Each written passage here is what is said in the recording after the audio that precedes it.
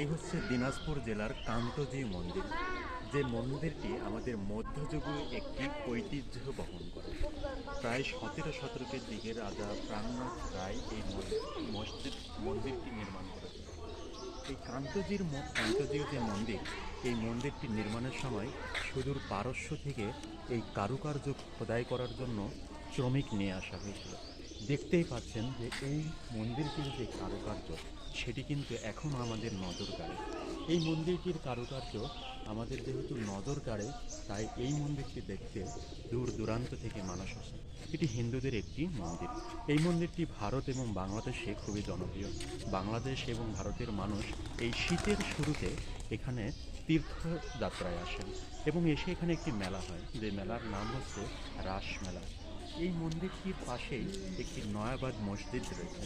এই নয়াবাদ মসজিদটি আবার তৈরির ইতিহাস রয়েছে। এই মন্দিরটি যখন তৈরি করা হয়, প্রাণনাথ রায় তিনি এই মন্দিরটি তৈরি করার জন্য শ্রমিক এনেছিলেন। সেই শ্রমিকদের থাকার জন্য জায়গা দিয়েছিলেন সেই নয়াবাদে। সেই নয়াবাদে ওখানে যারা ছিল শ্রমিক, তারা বেশিরভাগই ছিল মুসলমান। মুসলমান থাকার কারণে তাদের নামাজের ব্যবস্থা দরকার ছিল। তারা সেখানে একটি মসজিদ তৈরি করেছিল। সেই মসজিদটি ছিল নয়াবাদ মসজিদ। সেই নয়াবাদ মসজিদ নামে আজও আমাদের সেই ইতিহাস এবং ঐতিহ্য বহন করে চলেছে। সেটিও এখন আমাদের একটি দর্শনীয় জায়গায় রূপান্তরিত হয়েছে। এই কান্তজি মন্দির থেকে